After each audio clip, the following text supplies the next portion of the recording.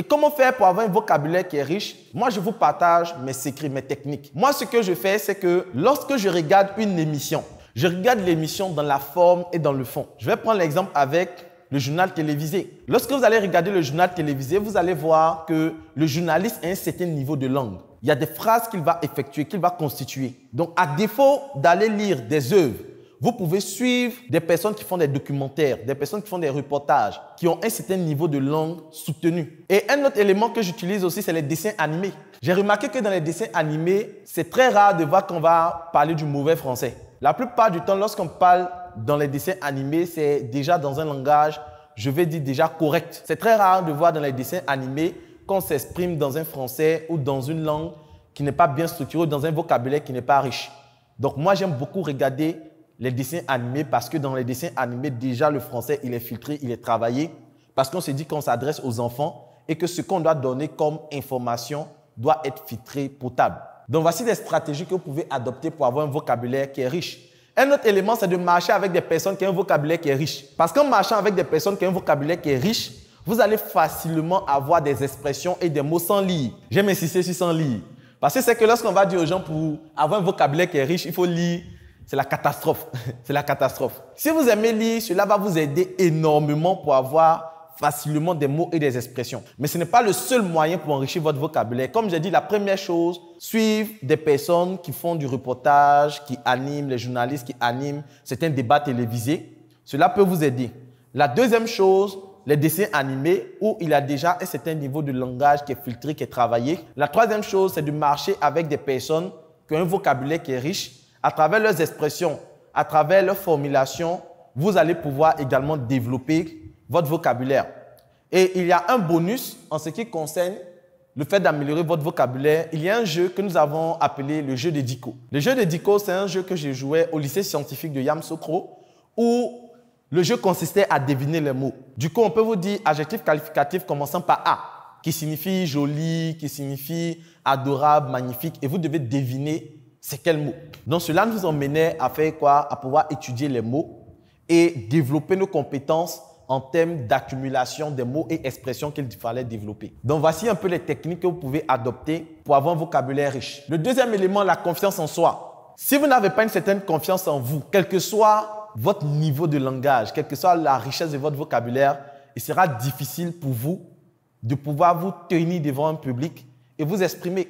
Hello, bienvenue à toi sur cette plateforme. Si tu tombes sur cette vidéo, c'est que tu as fait l'excellent choix de t'orienter en ce qui concerne la vente et le marketing. Je suis le coach Loco Kofi. Je forme des personnes en marketing, en vente depuis plus de 5 ans. Et en 5 ans, j'ai pu remporter des prix, notamment le prix du meilleur jeune entrepreneur dans le domaine de la cosmétique, meilleur jeune entrepreneur également Africa Startup TV.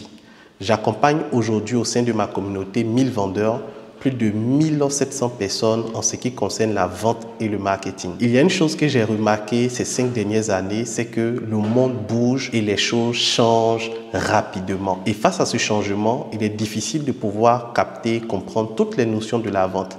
Vous allez déjà entendre parler de tunnel de vente, marketing digital, stratégie de vente, sponsoring. Et face à toutes ces notions assez bizarres, assez stratégiques, il est important de savoir s'orienter. Qu'est-ce qu'on fait réellement pour vendre? Lorsqu'on veut vendre, par quoi on commence? On va où? On atterrit où? Comment je fais pour écouler de façon pratique mes produits et mes services? C'est tout l'objet de ce livre dénommé La boussole du vendeur. La boussole du vendeur vient comme une boussole pour t'orienter, te guider et t'aider à faire les bons choix en ce qui concerne la vente. Dans le premier chapitre de ce livre, je te montre les bases de la vente. Je t'explique les notions. C'est quoi un client? C'est quoi un prospect? C'est quoi un tunnel de vente? C'est quoi une base de données? Je t'explique ces notions dans le premier chapitre. Dans le second chapitre, je t'apprends également certaines vérités qu'on ne te dit pas sur la vente.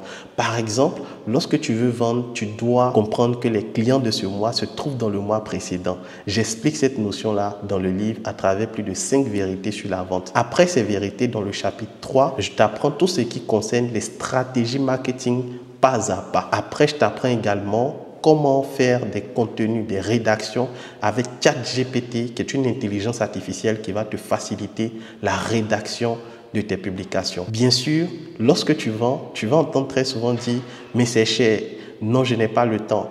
Non, est-ce que tu peux diminuer, s'il te plaît? Ces notions-là sont appelées les objections en vente. Je te montre comment répondre à ces objections.